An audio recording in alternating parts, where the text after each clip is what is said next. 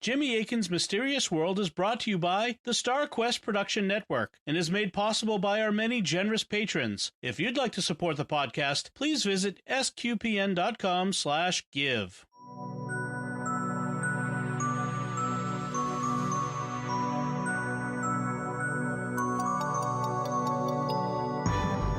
You're listening to episode 73 of Jimmy Akin's Mysterious World, where we look at mysteries from the twin perspectives of faith and reason.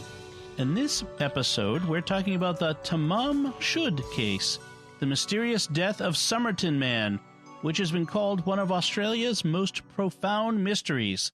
I'm Dom Bettinelli, and joining me today is Jimmy Akin. Hi, Jimmy. Howdy, Dom. On December 1st, 1948, 71 years ago this week, a man quietly passed away on a beach in the town of Somerton in South Australia. In his pocket was a piece of paper with the mysterious phrase, Tamam Shud. It was torn from a book that had secret writing in a code, and doctors thought the man may have been poisoned. Who Somerton Man was and why he died has never been determined, but his death sparked a famous international mystery that remains to this day. And that's what we'll be talking about on this episode of Jimmy Akin's Mysterious World. So, just to let you all know, since this is an Australian mystery, we decided we're going to be joined by a few of our friends from Australia this episode. Right. One of StarQuest's other podcasts is The Catholics of Oz, and a couple of their members have joined us to talk about Somerton Man. Let's let them introduce themselves. I'm Lindsay Sant. I've been married for about 11 years and I have 2 children, 2 young boys, and I'm also a senior high school teacher. I love all things sci-fi and I love playing board games. My name's Caroline Knight. I have also been married for about 11 years. I have 2 young boys. I love all things science, and I also illustrate and write my own children's picture books. So we look forward to having some commentary from them as we go through the mystery. So, Jimmy, let's start at the beginning. Who is the Somerton Man? Well, that's the big mystery. We don't know for sure who he was, which is why he's just called Somerton Man, because he died on a beach in Somerton, Australia. The authorities discovered a bunch of mysterious clues pointing to who he was and why he died. People who seemed to know him, though, wouldn't talk, suggesting something really dark may have happened, but the trail went cold. Fortunately, as we'll hear later in this episode, we may be on the verge of finally confirming who he was. So we probably should, for those who aren't familiar with Australia, where is Somerton? Technically, it's called Somerton Park, and it's a suburb of the city of Adelaide in the state South Australia. The population of Somerton Park was about 5,500 people in 2016. I don't know what it was in 1948, but it may have been considerably smaller. Somerton Park is a beach community, and it was on the beach that Somerton Man passed away. So I'm always surprised. Sometimes I'm surprised and sometimes just interested when you have a personal connection to the topic we're covering. Jimmy, do you have a personal connection to South Australia? Sort of. People know I do a variety of different forms of dance, and one of them is a form of British folk dance known as Morris dancing, and one of the dances that my team does is actually called South Australia. This is what's known as a stick dance, which means we use sticks, which are actually sledgehammer handles that we dance with and clash together and so forth. And at the beginning of South Australia, it has what's called a sing-around. And what we do is we take our sledgehammer handles or sticks and mime as if we're turning a capstan on a ship, like raising or lowering the anchor. And we sing a sea shanty. This is an actual sea shanty. And it goes, "In South Australia I was born, heave away, haul away, South Australia round Cape Horn, and we're bound for South Australia." And then we clash our sticks and we start the dance. So anytime I hear South Australia mentioned, I think of that dance. I know that sea shanty. Yeah. From a different sea shanty, actually, that also mentions Cape Horn in South Australia. That's awesome.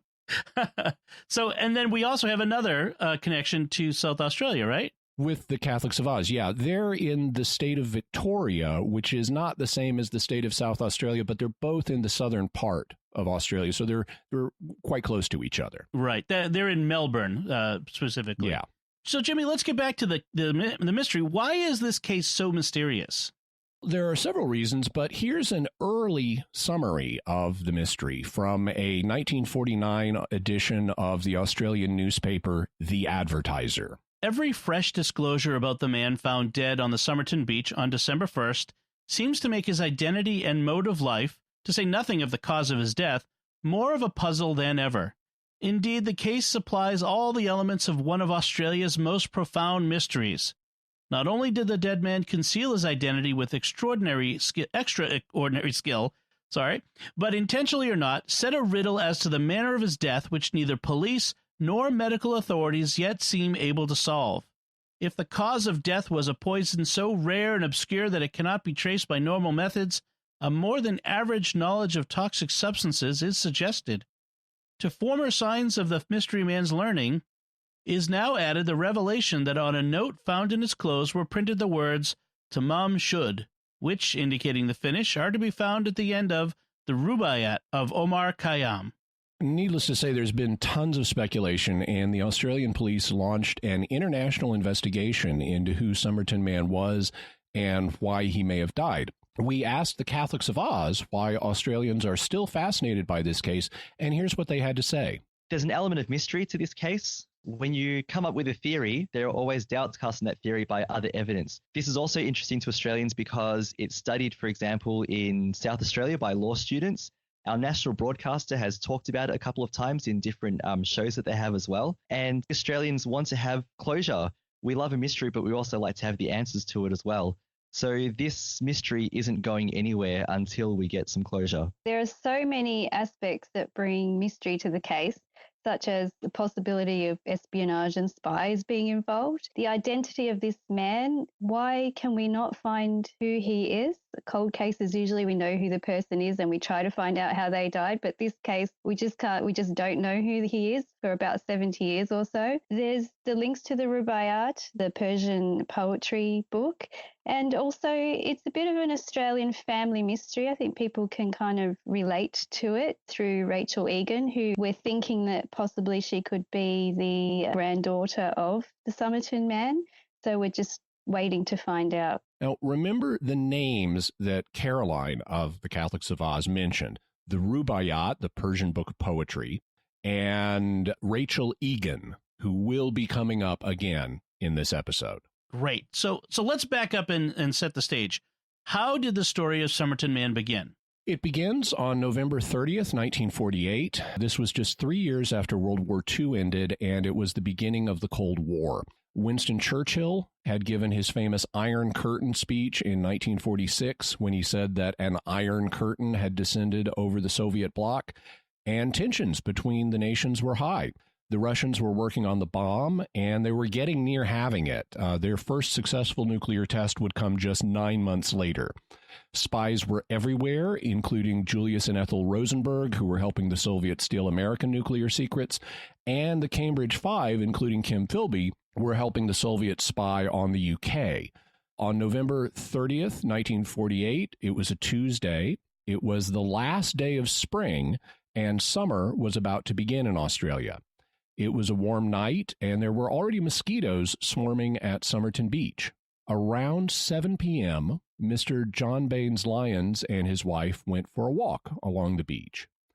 As they walked, they saw a man sitting on the beach, leaning with his back against the seawall near some stairs leading up to a home for crippled children that sat just above the beach. They saw the man raise his right arm and then let it drop limply.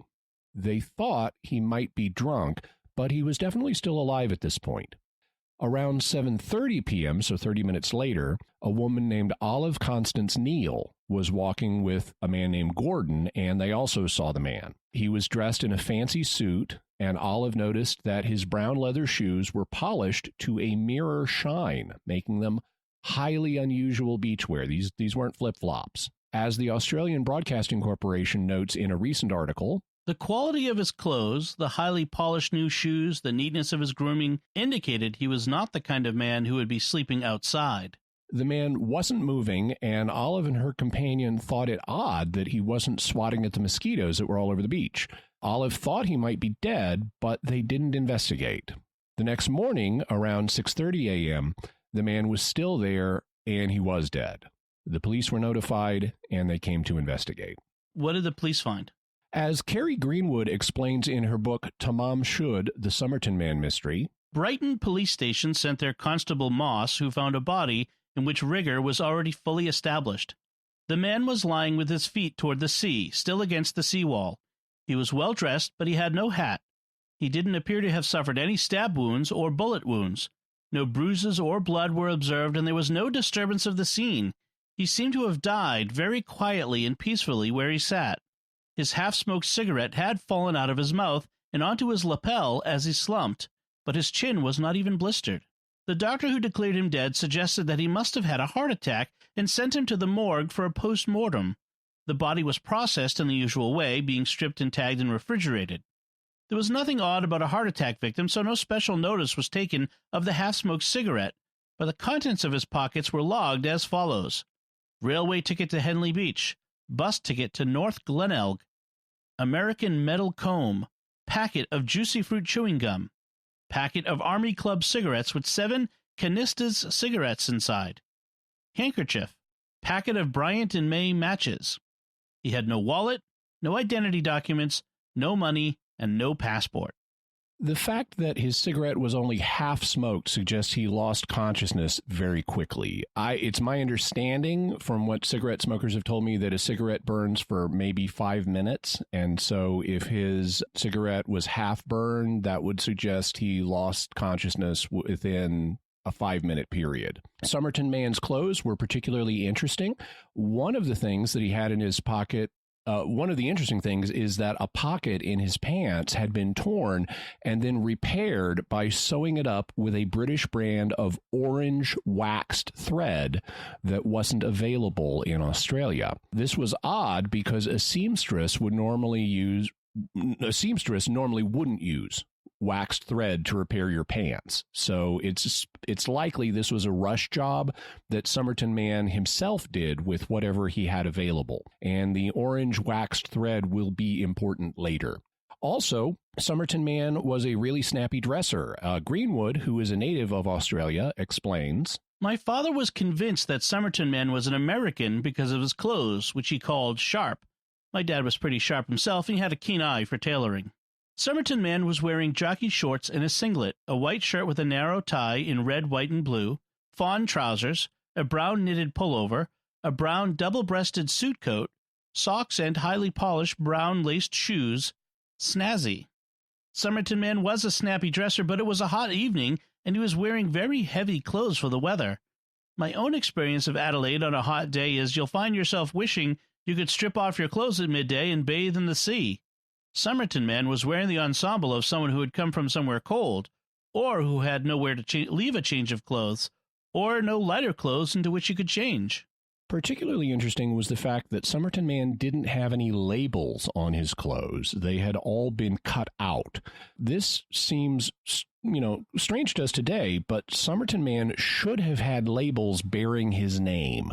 Greenwood explains, Before the 70s, when cheap mass-produced fabrics flooded into the West, clothes used to be much more valuable by a factor of about 10, and consequently, one labeled one's clothes. In the days before iron-on glue, the labels bearing the name of the garment's owner were usually sewn onto the manufacturer's label. When you bought the garment in an op shop, that is, an opportunity shop or thrift shop, you unpicked the original name tag and replaced it with your own. No used clothes shop hoping for a profit would ever remove a prestigious tailor's label from an expensive coat, because the label would double the price. The only reason I can think of for removing all the labels is the concealment of Somerton Man's identity. So it's a real element of mystery. Someone, either Somerton Man or someone else, went to significant lengths to conceal his identity. But that wasn't the only mystery they found in his personal effects. They also found a little wad of paper in the pocket for his watch that had the words Tamam, Shud professionally printed on it, like it'd been cut out of a book. What does Tamam, Shud mean? It's Persian for ended or finished or just the end. And the authorities would later learn more about this mysterious scrap of paper, which has given its name to the case. Many people refer to what happened to Somerton Man as the Tamam Shud case. So what did the medical examiner determine based on his inspection of the body? The pathologist, John Cleland, determined that Somerton Man was 5 foot 11 inches tall. He was approximately 40 to 45 years old. His hair was blonde or ginger colored with some graying at the temples. He was in, quote, top physical condition, close quote. His hands did not show signs of manual labor. His big and little toes were wedged as if he were accustomed to wearing boots. His legs were tanned in a way that suggested he often wore shorts. And he was Caucasian, and Cleland thought that he looked like a, quote, Britisher, close quote. According to the autopsy report, his last meal was a pasty. That's a kind of British food, kind of like a modern Hot Pocket or calzone, but they're usually filled with steak and vegetables rather than pizza stuff. And he'd eaten it about 3 or 4 hours before his death. In terms of the state of his internal organs, the pathologist found the heart was of normal size and normal in every way. Small vessels not commonly observed in the brain were easily discernible with congestion. There was congestion of the pharynx, and the gullet was covered with whitening of superficial layers of the mucosa with a patch of ulceration in the middle of it. The stomach was deeply congested.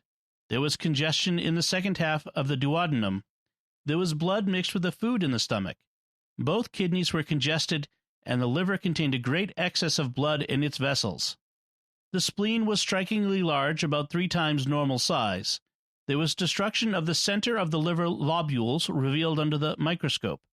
Acute gastritis hemorrhage, extensive congestion of the liver and spleen, and the congestion to the brain. So he didn't die of a heart attack, which is, what most people think of when they think of just a sudden natural death. In view of the circumstances, the doctors thought he was likely poisoned, and they sent specimens from his body for testing, but they weren't able to identify a poison. They took a plaster cast of the body, which they then had embalmed and buried while continuing their investigation. So then what was the next development in the case? 6 weeks later, on January 14th, 1949, workers at the Adelaide railway station found a suitcase that had been checked into the cloakroom there at 11 a.m. on November 30th, Somerton Man's last day alive. Interestingly, the suitcase had its label removed, just like all the labels on Somerton Man's clothing, which had been removed. And they made the connection to Somerton Man.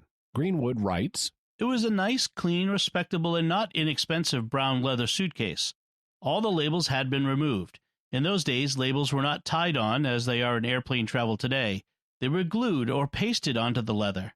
Having tried to remove some of the labels from my grandmother's favorite suitcase because they were so pretty, I can tell you from first-hand experience that they cannot be stripped or cut off. They can only be removed by patient, gentle soaking with a sponge, which argues time and determination. Somerton Man really didn't want anyone to know where he had been." The suitcase contained the following items: red checked dressing gown, red felt slippers, size 7, undergarments, 4 pairs, pajamas, 4 pairs of socks, shaving kit containing razor and strop, shaving brush, light brown trousers with sand in cuffs, a screwdriver, a cut-down table knife, a stenciling brush, a pair of scissors, a sewing kit containing orange barber's waxed thread, 2 ties, 3 pencils, 6 handkerchiefs, 6 pence in coins, a button, a tin of brown shoe polish, Kiwi brand, 1 scarf, 1 cigarette lighter, 8 large envelopes and 1 small envelope, 1 piece of light cord, 1 scarf, 1 shirt without a name tag, 1 yellow coat shirt, a shirt with an attached collar, 2 airmail stickers, 1 rubber eraser, 1 front and 1 back collar stud, toothbrush, and paste. And this was definitely Somerton Man's suitcase, as it had the same British orange waxed thread that had been used to repair his pants. The contents of the suitcase also reveal something about the type of trip he was on. He was obviously away from home, or he wouldn't have checked the suitcase at the railway station. Also, people locally would have known who he was. He wasn't planning a long trip, maybe a few days or a week, as judged by the fact that he had 4 pairs of underwear and socks and 3 shirts, counting the one he was wearing when he died. That's not what you pack for a long trip. They also found marks on the clothes that dry cleaners and laundries use to identify customers' clothing, but they couldn't find dry cleaners or laundries that used the specific sequences of numbers that they found, so his clothes must have been cleaned elsewhere. Were there any names on any of the clothing in the suitcase? Yes, Greenwood writes, "Some of the garments in the suitcase actually had labels with a name on them. There must have been cautious rejoicing amongst the exasperated police at that point, although they should have known it was too good to be true. The name, written on an undershirt, a laundry bag, and a tie, was T. Keen with an E, or possibly T. Keen without an E. The call went out, and a local sailor named Tom Reed was said to be missing. Was Somerton man perhaps Tom Reed? But when Tom Reed's shipmates viewed the body, they all said that it was not their Tom Reed. Meanwhile, widespread searches through maritime agencies had revealed that no one was missing a T. Keen with an E or without an E. Notably, the only marked clothes in the suitcase, which also had a name on them, were those where the name could not be removed without destroying the garment, for instance, the undershirt, where the name was written inside the band in indelible ink. And it also seems reasonable to assume that Somerton man left the names where they were because he knew that he was not Tom or any other Keen. Besides, it's unusual to buy second-hand underwear. Even if you are very poor, you usually save to buy new knickers. I speak from personal experience. So why did Somerton man have T. Keen's laundry bag? It's another mystery. And it amplifies the mystery of the missing labels because, I can't imagine writing my name in indelible ink in my underwear. Right. It's a different world in terms of the value of clothing. So weird. Somerton man apparently had another guy's laundry bag in his suitcase. Did the fact that the suitcase was found in a railway station let them reconstruct any of the events of Somerton man's last day?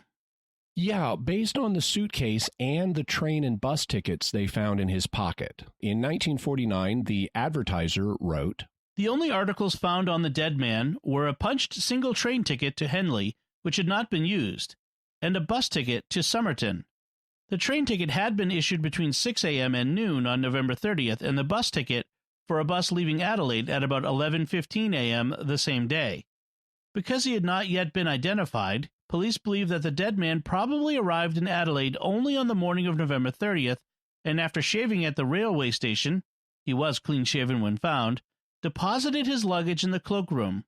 He is then thought to have bought a ticket to travel to Henley, missed his train, and then walked across the bus terminus opposite the station and caught a bus to Somerton."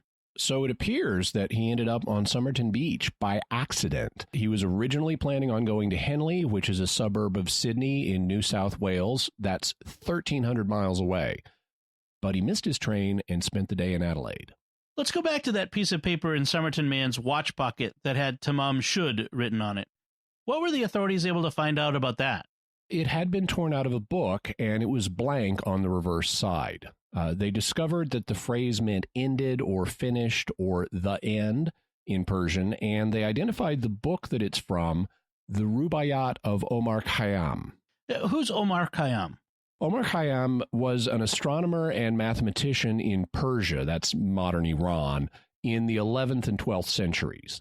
Despite his fame as an astronomer, a bunch of poetry has been attributed to him. In 1859, the English poet Edward Fitzgerald translated some of that poetry into English. The poems were written in 4-line quatrains, so he called the collection he translated the Rubaiyat of Omar Khayyam, Rubaiyat being the Persian word for quatrain or a 4-line stanza. So it's the quatrains of Omar Khayyam. The book made a big sensation, and it was very popular in the English-speaking world for a long time. Greenwood says it, quote, used to be a popular Christmas gift for relatives one did not know well, close quote. As an aside, I often saw in retreat houses in the 80s, this book in libraries there. Yeah. That and Khalil Gibran. Yes, the prophet. So will listeners recognize any quotations from the Rubaiyat? Probably. One famous line from the collection is "the moving finger writes and having writ moves on." And I remember when I was back in the 70s when I was in school and they'd show us little, films of an educational nature.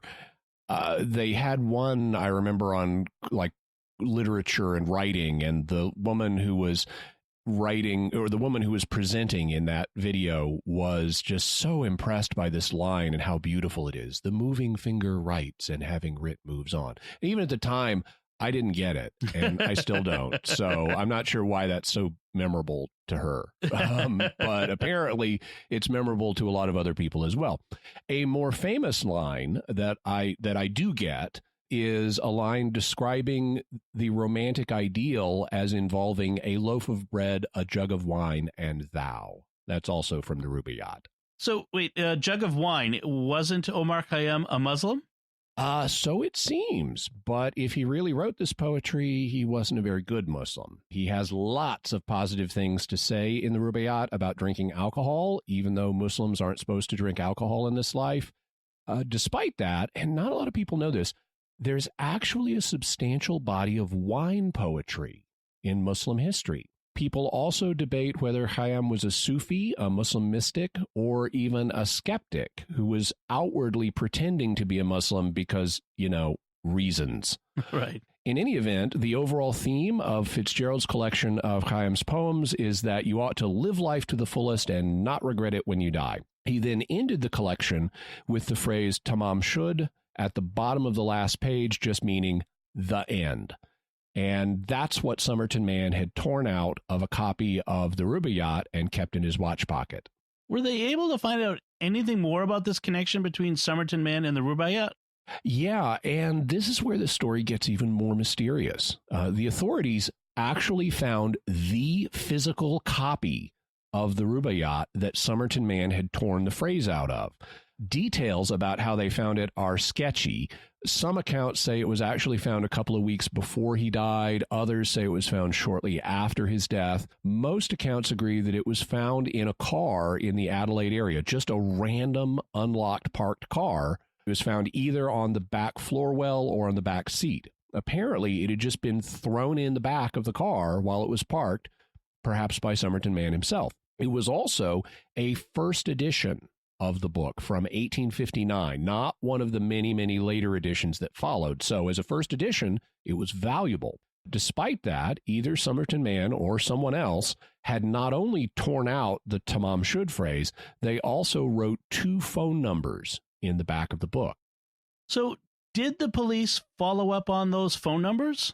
Yeah, one of them was reportedly to a bank, but if so, it doesn't seem that this led to a promising lead because I can't find further mention of it. The other number, though, was something that led to a promising lead. It was an unlisted phone number, so Somerton Man could not have gotten it just by looking in a phone book. It was an unlisted phone number that belonged to a woman who either then or at a later time worked as a nurse. She asked the police to withhold her name, and they did. Consequently, she's been referred to by a variety of pseudonyms in different sources, which has hampered amateur investigators of the case. However, years later, her real name was revealed to be Jessica Ellen or Joe Thompson, which is the name we'll be using here. According to Greenwood, she lived in Mosley Street, Glenelg, just above Somerton Beach, and here the story gets very interesting. The police questioned Jessica, who said she was not at home on 30 November, but her neighbor mentioned that a strange man had called at the house. When Teresa was shown the body cast of Somerton Man, the police officer who exhibited it said she was completely taken aback, to the point of giving the appearance that she was about to faint. An odd reaction, perhaps. Nurses are, regrettably, used to death, and Somerton Man's face had been extensively plastered across the newspapers. Teresa must have already known that he was dead, if she knew him at all, that is. When asked about the phone number in the Rubaiyat, she volunteered that she had once owned a copy while she was working at the Royal North Shore Hospital in Sydney, but in 1945 she had given it to Alfred Boxall, who was a soldier. This, as the alert reader and listener will have noticed, is not an answer to the question, but she also said that the body cast was not of anyone she knew. The police decided to find Alf Boxall, hoping, I expect, that this mystery would finally be marked closed. But Boxall was not Somerton Man. He was alive and well, living in Randwick and working in bus maintenance. Boxall was unable to identify Somerton Man, and what's more, he produced his copy of the Rubaiyat, complete with its last words, Tamam Shud. Can I ask a quick question, Jimmy, there? Yeah. her name is Jessica, but several times in that quote from the book, it refers to a Teresa. Is that just a... That's one of the pseudonyms that's used for her. Just clarify there. Okay, excellent. Sorry, continue. So Jessica lived very close to where Somerton Man was found. Someone saw a strange man call at her house on the day Somerton Man died. Jessica was taken aback when she saw Somerton Man's body cast and appeared about to faint. Also, and Greenwood doesn't mention this, the technician who made the body cast said that Jessica turned away from it and refused to look at it again. Jessica tried to explain why her phone number was in Somerton Man's copy of the Rubaiyat by saying she'd once given a copy to a man named Alf Boxall, but the copy she gave Boxall was not the same one that Somerton Man owned, suggesting that her number got in his copy some other way. All of this suggests that despite the fact that Jessica denied knowing him, she really did. She was keeping some kind of secret, and Somerton Man may have visited or tried to visit her the day he died. In later years, she was interviewed by an author and former detective who found her evasive. She died in 2007, but in 2014, her daughter said that she believed her mother knew Somerton Man. Was there anything else written in Somerton Man's copy of the Rubaiyat? The police also found a secret code. The code is 5 lines long and consists of a nonsensical combination of consonants and vowels. Because of that, we won't be reading it here on the show. You know, it wouldn't make good listening. But there is a picture of it on the Wikipedia page we'll link in further resources. One of the lines has been struck out, and various factors suggest that the reason is that this line was miscoded. This suggests that the code was meant to be 4 lines long. Thus far, nobody's been able to successfully crack the code. The fact it was found in a first edition of the Rubaiyat could suggest that someone was using this edition as a one-time pad to create the code. For more information on one-time pads, we'll have a link in the further resources, and also you can listen to episode 67 on numbers stations, where we talk about how one-time pads work.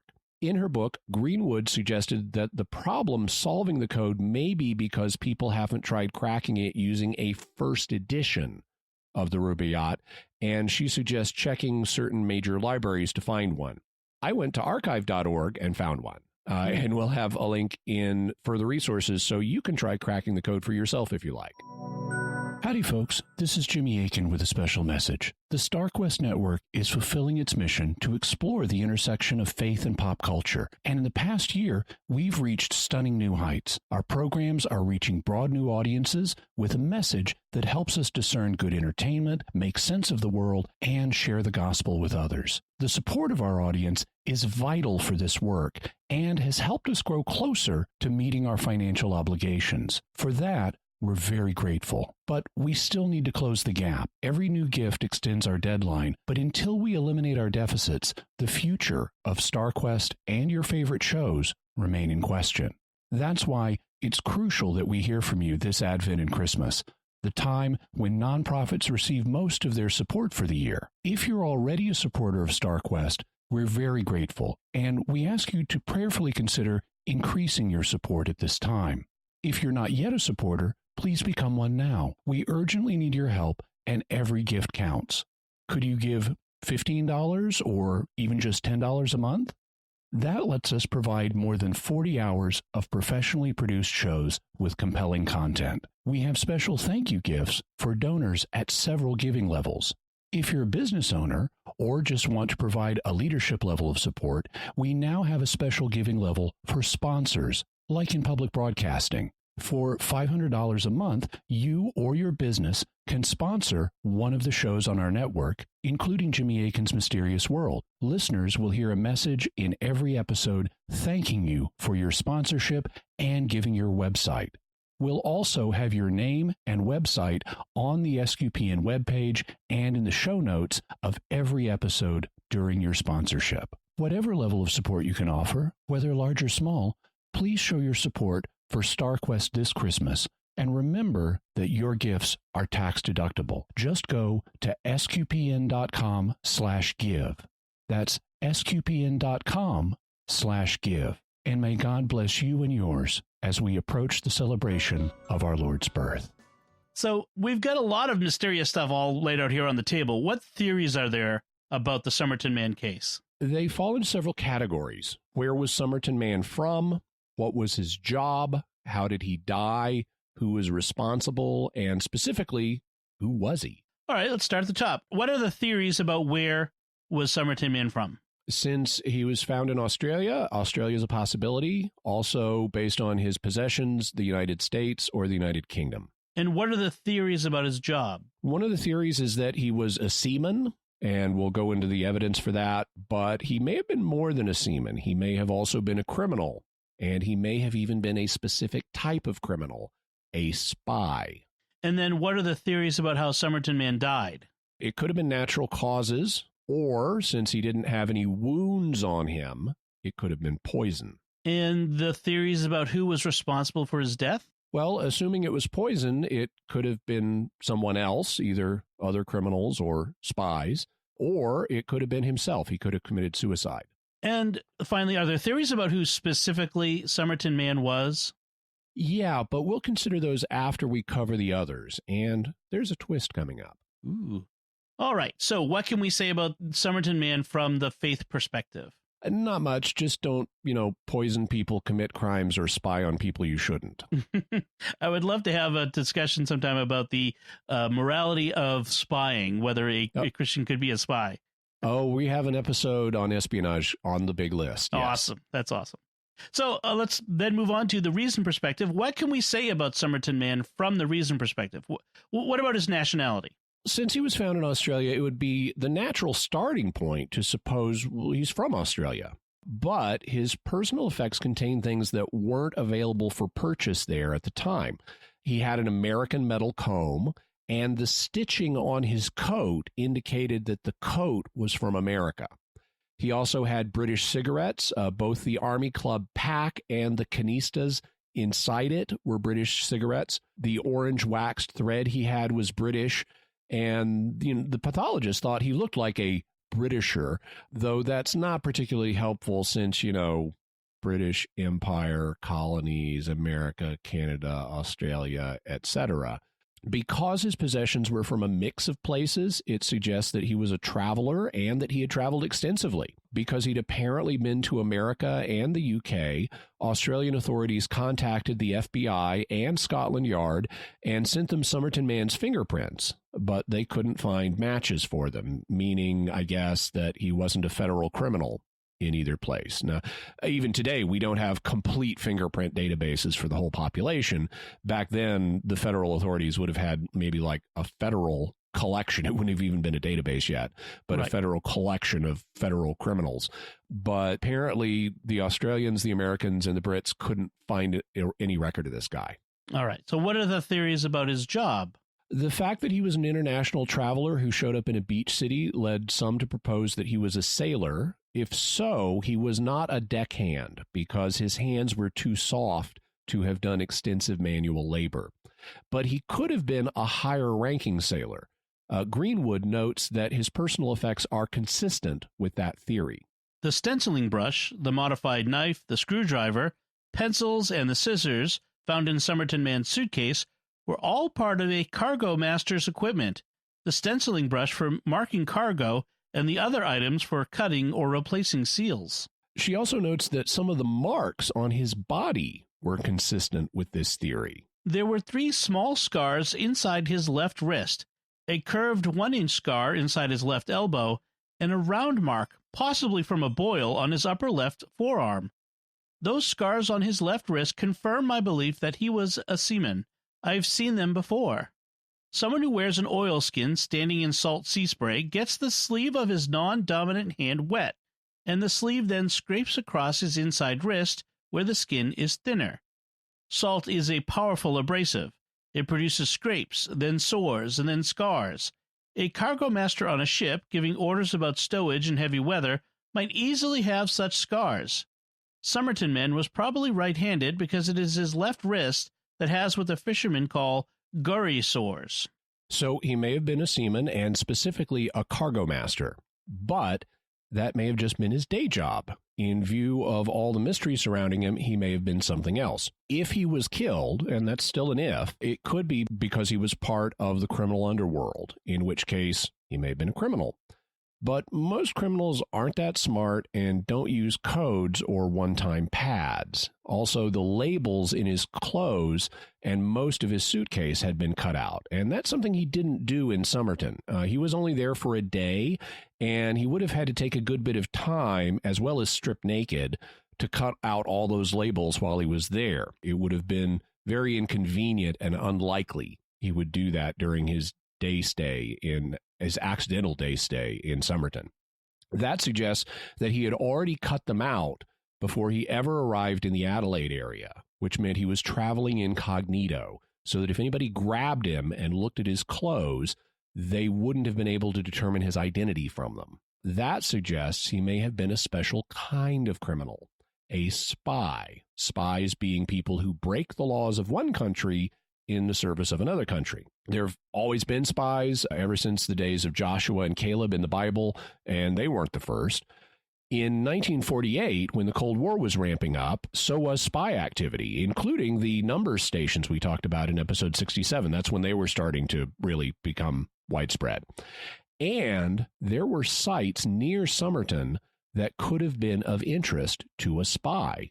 Wikipedia notes, at least two sites relatively close to Adelaide were of interest to spies: the Radium Hill uranium mine and the Woomera Test Range, an Anglo-Australian military research facility. The man's death coincided with a reorganization of Australian security agencies, which would culminate the following year with the founding of the Australian Security Intelligence Organization.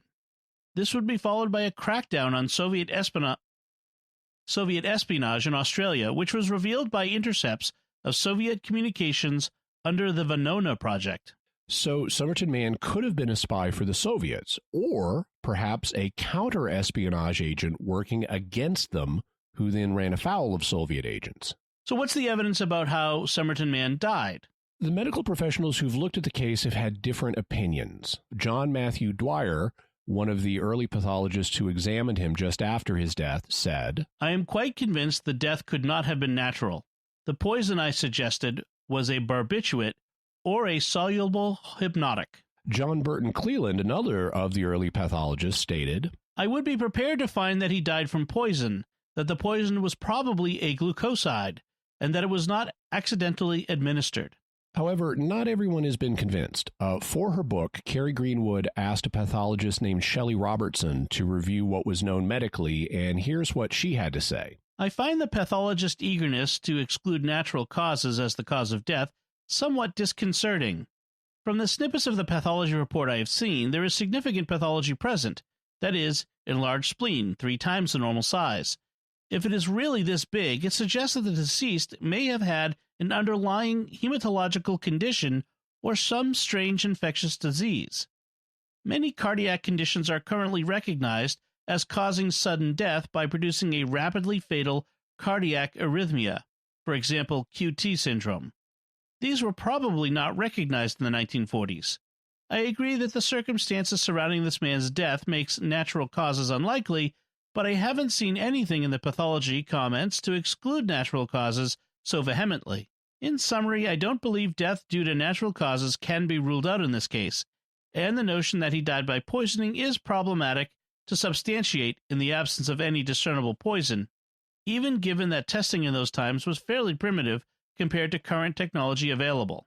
So Dr. Robertson thinks that, quote, the circumstances surrounding this man's death make natural causes unlikely, close quote, but she thinks they shouldn't simply be ruled out. If he was poisoned, who would have done it? Well, if he was a criminal or a spy, presumably other criminals or spies. However, he could have poisoned himself. It could have been suicide. One can imagine a depressed, suicidal man just wanting to vanish from the world. You might think that that would include cutting out all the labels from his clothes and suitcase, but as we mentioned, that would be a time-consuming process that a person who commits suicide suddenly wouldn't do. And Somerton Man wasn't planning on committing suicide, at least not that day, since he had bought a train ticket and only went to Somerton because he had missed that train and needed to spend the day in Adelaide. Originally, he was going to go 1,300 miles away. Putting the Persian phrase for the end from a book of poetry in his pocket could be seen as consistent with suicidal ideation. Also, seeking to have a last meeting with a nurse he'd had a fling with could be something that fits the pattern of a depressed guy on his way to kill himself. And then he could go down to the beach and end it all. So suicide is quite possible.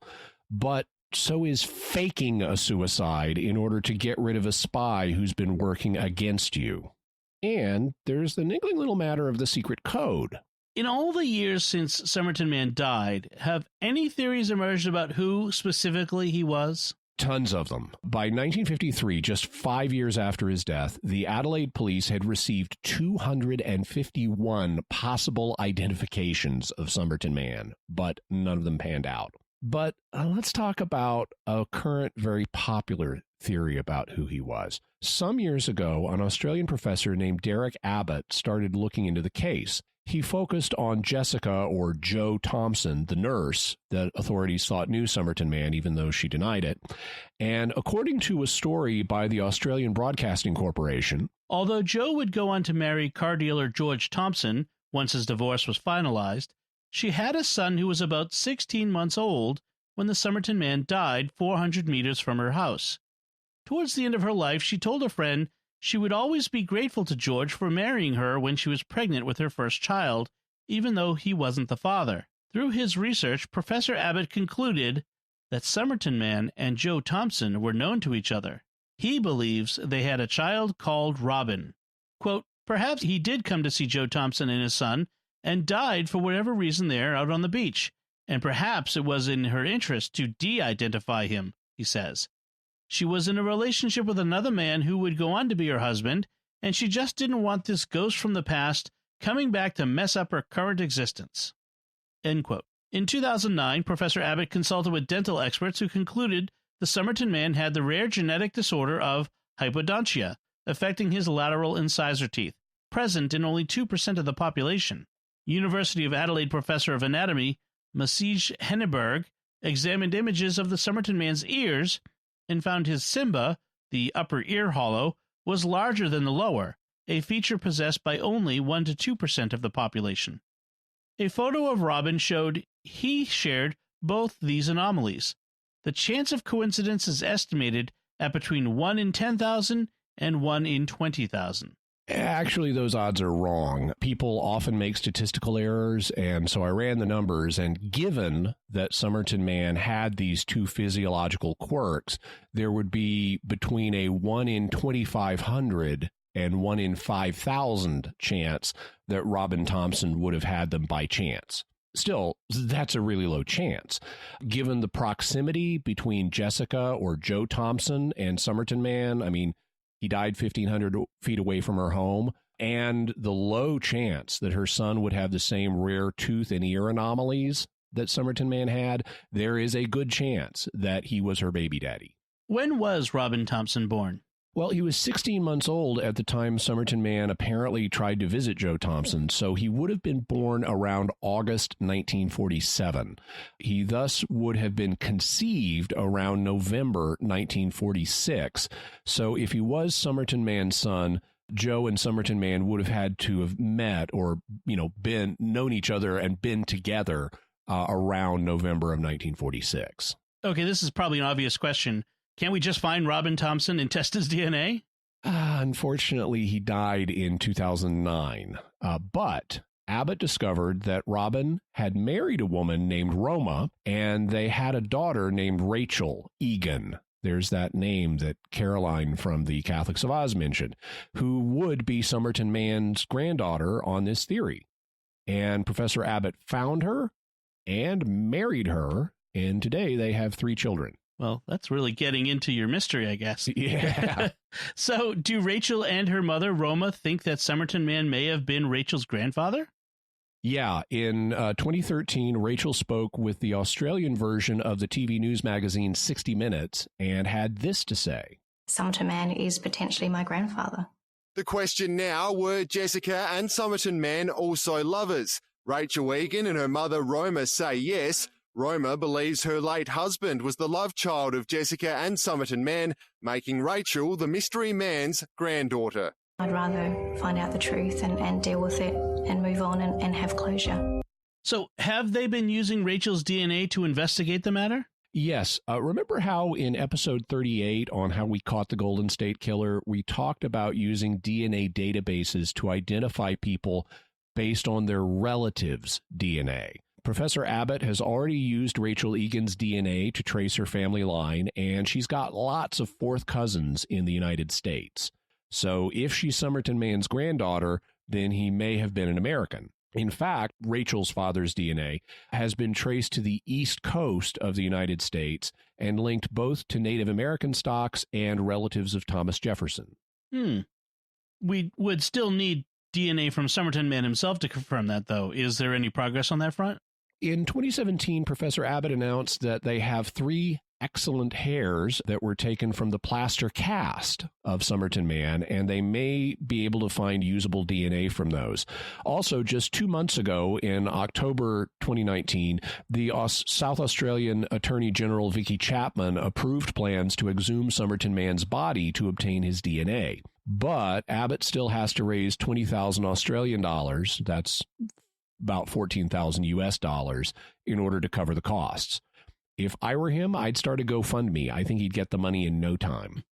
So we may soon have conclusive evidence about whether Somerton Man was Rachel Egan's grandfather. Even if not, we'll have his DNA, and that could be used to trace his family of origin through DNA databases. We could then look at those family trees and identify people born in the right time frame who later went missing. This would be essentially the same thing we did to find the Golden State Killer. We asked the Catholics of Oz what they thought about the new article, and here's what they had to say. I think it's just interesting that this article was written at all. It was from November this year, and it shows that there is a big interest in this case still in Australia. This seems to be a cold case that people have an unusual amount of interest in, and the article conveys that very well. This familial connection is very interesting. He has been petitioning the Attorney General, Vicky Chapman, to have the body exhumed, and finally she has given permission to have the body exhumed. He really wants to get the DNA from the Somerton Man and compare it with his now wife's DNA to find out if they are related. If they're related, then they will know that she is the Somerton Man's granddaughter and his children are the great-grandchildren of the Somerton Man. I just found that all of this information coming together like that is just really interesting, and I cannot wait to see what the DNA results actually tell us. So we're very likely to solve the mystery of Somerton Man's identity before long. In fact, we already may know it. Okay, who might he have been? Well, as we said, there have literally been hundreds of proposals, but one of them stands out. According to Wikipedia, in 2011, an Adelaide woman contacted biological anthropologist Massige Henneberg about an identification card of an H.C. Reynolds that she had found in her father's possessions. The card, a document issued in the United States to foreign seamen during World War I, was given to Henneberg in October 2011 for comparison of the ID photograph to that of the Somerton Man. While Henneberg found anatomical similarities in features such as the nose, lips, and eyes, he believed they were not as reliable as the close similarity of the ear. The ear shapes shared by both men were a very good match, although Henneberg also found what he called a unique identifier, a mole on the cheek that was the same shape and in the same position in both photographs. He said, "Together with the similarity of the ear characteristics, this mole in a forensic case would allow me to make a rare statement positively identifying the Somerton Man." The ID card, numbered 58757, was issued in the United States on 28 February 1918 to H.C. Reynolds, giving his nationality as British and age as 18. However, searches conducted by the U.S. National Archives, the U.K. National Archives, and the Australian War Memorial Research Centre have failed to find any records relating to H.C. Reynolds. So neither the US nor the UK nor the Australian authorities have been able to find a record showing that an H.C. Reynolds existed. That could mean that even if Somerton Man owned this identity card, it was a false one, perhaps to cover his identity as a spy. And it does also, since it was an ID for a seaman, it does tie in with the evidence that he was a seaman. And even if we did know his identity, that still wouldn't tell us what he was doing in Adelaide or why he died. Does the nurse's family have any thoughts on that? Yeah, in addition to her son Robin, Jessica or Joe Thompson had other children, including a daughter named Kate. In 2013, Kate spoke with 60 Minutes, and she said that she's always thought her mother may have had a connection to or even been responsible for Somerton Man's death. She said to me she knew who he was, but she wasn't going to let that out of the bag, so to speak. You pretty much do accept that she was a spy. I think so, yes. She had a dark side, and a very strong dark side. So it's in this climate that a young Jessica Thompson, nurse, communist sympathiser and single mum, was raising her son Robin in Somerton, South Australia. Were she alive today, would she have given me an interview? No. So you're as close as I get to this? Absolutely. And she'd probably be a bit miffed. Today, Kate remembers a mother who was loving but secretive. She certainly said once she was teaching English to newly arrived migrants, and at the time there'd been a small group coming from Russia into Australia, and as she said to me, surprised that I could still quite understand Russian. She dropped that bombshell. Yeah, so when did you learn Russian? Well, that's for me to know. Did she lie to the police? Yes, she did. She told the police that she didn't know who he was, and certainly I know nothing. And yet she told you that she did. And she told me that it was a mystery that was only known to a level higher than the police force. She means what, that some spook somewhere would know? Yeah, but she said it wasn't at a state police level. A lifetime of small suspicions finally led Kate to conclude that her mum, the spy, was certainly having an affair with Somerton Man, most likely himself a spy, and may well have had a hand in his death.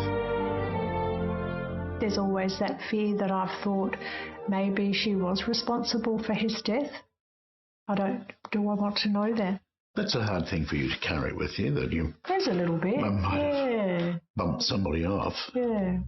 So Mom was a secretive person and a communist sympathizer who spoke Russian but wouldn't say where she learned it. She admitted to her daughter that she knew Somerton Man but lied to the police about it.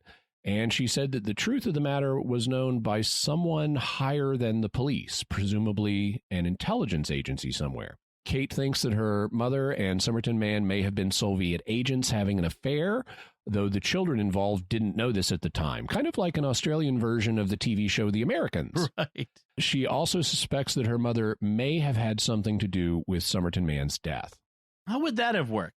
Well, she could have bumped him off, or she could have had him bumped off, or she could have driven him to suicide, either for the usual emotional reasons, or because she gave him a suicide order on behalf of a spy agency, or because she warned him of a danger, and suicide was the best way he saw out of that danger. So it could have worked a number of ways. Okay. So, Jimmy, what's your bottom line on the Somerton Man mystery?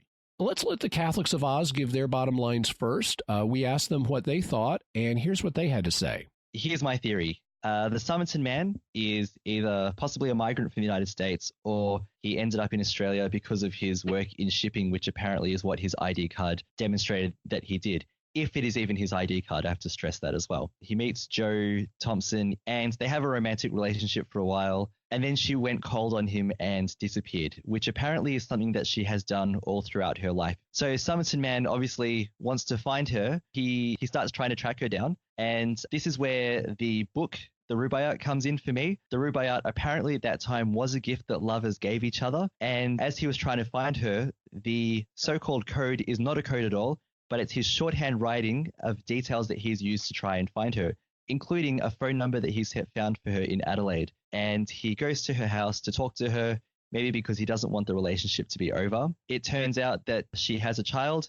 Maybe he recognizes that this is his child, and maybe she kicks him out and says, I don't want to have anything to do with you. He leaves distraught. He rips out the Tamam Shud, which means it's over, and he pops it in his pocket because of this kind of poetic symbol of the end. And he throws the book in the back of a car, and he walks down to Adelaide Beach. He consumes a substance, which I have no idea how he procured it. And knowing that the end is coming, he lights a cigarette and he waits for the end to come.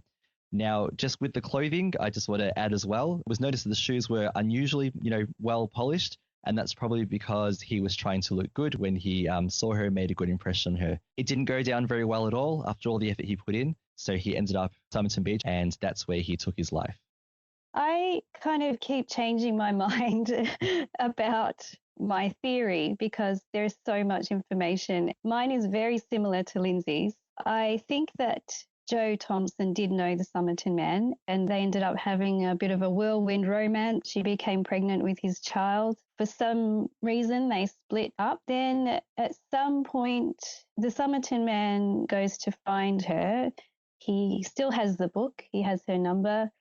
He obviously knows where she lives. Somehow he found her. He goes to see her. He was hopeful maybe they could get back together. He opens the door. She says hello. Maybe she says, go away. I don't want to know you anymore. He sees this little boy and he thinks, oh, he looks a bit like me. But the news that she doesn't want to know him anymore is a bit too much. So he makes the decision that he wants to commit suicide. Now, with these spies, allegations and things, they could possibly have been spies earlier on together, but this may have led to his knowledge about poisons and what may not leave a trace in your body. He had a substance with him, or during the day he acquired a substance somehow, ended up on the beach. So he went down, sat on the beach, lit up a cigarette, took some poison and just relaxed and waited for it all to happen. All right, so that's their bottom line. Jimmy, what's your bottom line? I like the romantic theories of Somerton Man's suicide that the Catholics of Oz propose, and it's possible that it was a suicide induced by a romance gone wrong. However, I'm not sure that he saw Robin when he visited Joe Thompson, or that he recognized him as his son, or that it was a surprise to him. If he may have known he had a son. Also, I don't know that he actually saw Joe Thompson that day. She says he didn't, and that could be true. He showed up unannounced. She might not have been home, and a neighbor just saw him trying to call on her, but maybe he didn't actually see her. And, remember, he wasn't originally planning on seeing Thompson. He only went to her house because he missed his train. He may have been planning a suicide before he ended up seeing Thompson. At the time, he cut the labels out of his clothing, perhaps to protect the spy ring he was part of. Then he went on a train trip to hide the location of where he'd been working, and when he missed one of his connections, he decided to visit a former colleague, perhaps to let her know he was going to die. He could have been depressed or struggling with his conscience as a spy, or trying to avoid an even worse fate that he was fleeing. I'm more inclined, I think, than the Catholics of Oz to see the role of espionage in this. I think it's quite probable that Somerton Man was an active spy, either a Soviet spy or perhaps an American or British agent doing counterintelligence against the Soviet spy efforts in Australia, and espionage may have had something to do with his death. He may well be the father of Robin Thompson and the grandfather of Rachel Egan, and we'll likely know soon, based on DNA tests if they can exhume the body. Even if he's not, then we're still likely to be able to identify him through DNA family tree tracing, as long as we can get the body exhumed. That still won't tell us everything about Somerton Man, including precisely why he died, though if he was a spy, there may be records somewhere that will one day come to light and tell us more. Excellent. And finally, we want to thank the Catholics of Oz for joining us on this episode of Mysterious World. Here's a little more about their podcast. We like to share ideas about faith and about culture and other things from an Australian perspective. We like to talk about things that are happening in the Australian church, but also comment on things in the worldwide church as well. And we look for positive stories about people who are evangelizing. We also like to talk about our own personal stories. And on my side of things, I love to bring the science perspective to our podcast.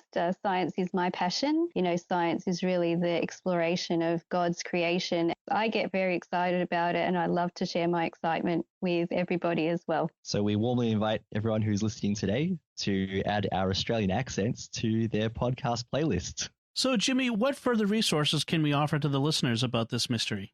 In our further resources, we'll have links to the Catholics of Oz podcast, also Carrie Greenwood's book, Tamam, Shud, The Somerton Man Mystery, Wikipedia's entry on Somerton Man, a recent article on the DNA investigations. We'll also have a link to the 2014 60 Minutes segment, the Australian 60 Minutes segment with those family interviews. We'll have articles linked on how the DNA is connected to Thomas Jefferson and Native Americans, commonly misreported facts on this case, one-time pads, the 1949 newspaper article.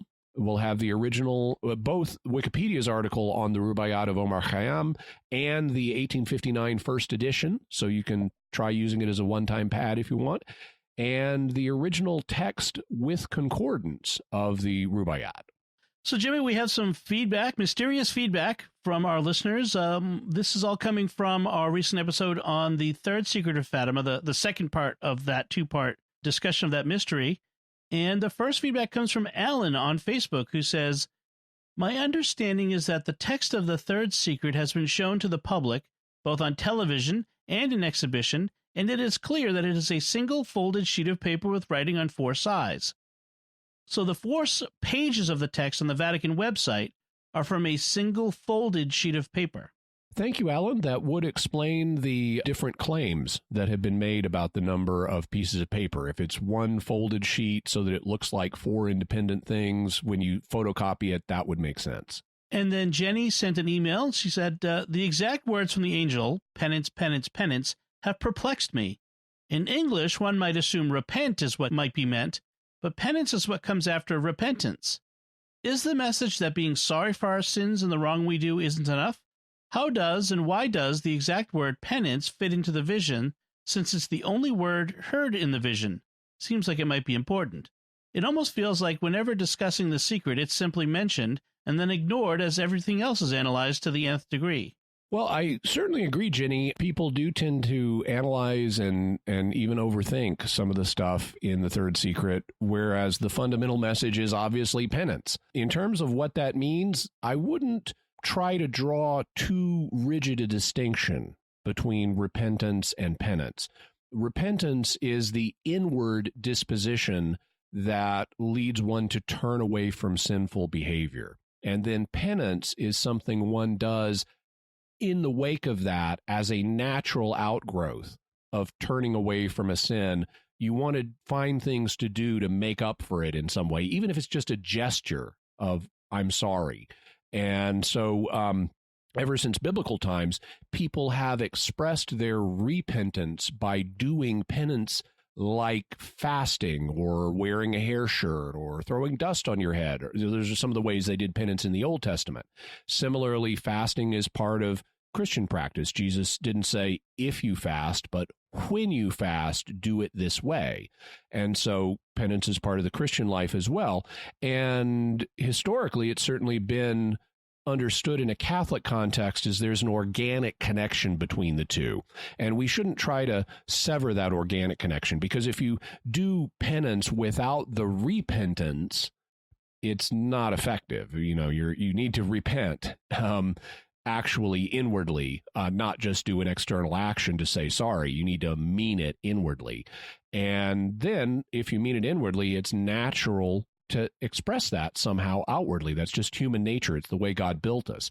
And so there's meant to be an organic connection between repentance and penance. And I would say when the angel says penance, penance, penance, he means do both. So Scott comments via YouTube, "Guys, thank you so much for this. I've been struggling for a few weeks with a recurring doubt, looking for signs and evidence that the Catholic faith is a real part of the real universe. These two episodes came at just the right time. Thank you." Scott, we're so glad they helped. This is something that is a recent example of a, supernatural phenomenon that has really good evidence supporting it. and that does provide confirmatory evidence for the Catholic faith. It's not the ultimate basis for the faith. It's not even apologetically. I would point to things like the resurrection of Christ, which there are very good apologetic arguments for, as even more important. But this is modern confirmatory evidence, and so we're so glad it helped. And it's one of the reasons we do what we do at StarQuest, which is we produce shows about interesting topics, whether it's specifically Catholic, like the Third Secret of Fatima, or not incompatible, like the Somerton Man mystery, or Doctor Who, or Star Trek. But we do it from a Catholic perspective, and we hope that provides a foundation or an aid or some kind of perspective that helps your faith. So thank you, Scott. I really do appreciate that confirmation of what we're doing. Jay writes via YouTube, "Thanks, Jimmy. This was very interesting. My memories of 1985 could have easily been a lot different." And they could still be a lot different if we're ever able to get the flux capacitor working. Marty, we're going back. Michael writes on YouTube, "You omitted to mention the Severomorsk disaster of May 13 to 17, 1984, when a massive chain of explosions resulted in the deaths of at least 200 to 300 people and the destruction of at least 900 of the Soviet Northern Fleet's missiles and torpedoes." Right. So the Severomorsk disaster happened following John Paul II's consecration of Russia, and it was a significant blow to the Soviet military posture that could have helped deter them from launching the nuclear war that Sister Lucia later talked about. Jimmy, what are some mysterious headlines for this week? Since Somerton Man may have been a spy, I thought I would have a theme and mysterious headline on government secrets. One of them is about a new technology that Somerton Man could have used if it had existed back in 1948, military tooth radios. It's possible to build a radio into a tooth now and let you communicate without an external apparatus. And that would be quite interesting for spies. Just don't accidentally activate your arsenic pill tooth instead of your radio tooth. Yeah, got to keep the tooth straight. Yes. Little dental joke there. Yes, there. Also, there is an article on the 440 hertz government music conspiracy. Back in the day, there were no international standards for tuning pianos, but governments have seemingly colluded to establish 440 hertz as the official definition of middle A. And this has some people thinking it's a secret international government conspiracy that is ruining our music. So check out the secret 440 hertz government music conspiracy. So, Jimmy, in a second, I'm going to ask what our next episode is going to be about. But first, I want to take a moment to thank our patrons who make this show possible, including Andrew G., Ricardo G., John S., Steve N., and Benjamin B. Their generous donations at sqpn.com/give make it possible for us to continue Jimmy Akin's Mysterious World and all the shows at StarQuest. You can join them by visiting sqpn.com/give. So, Jimmy, what's our next episode going to be about? Our next episode is a patron-requested episode on the fatal UFO encounters in Colares, Brazil.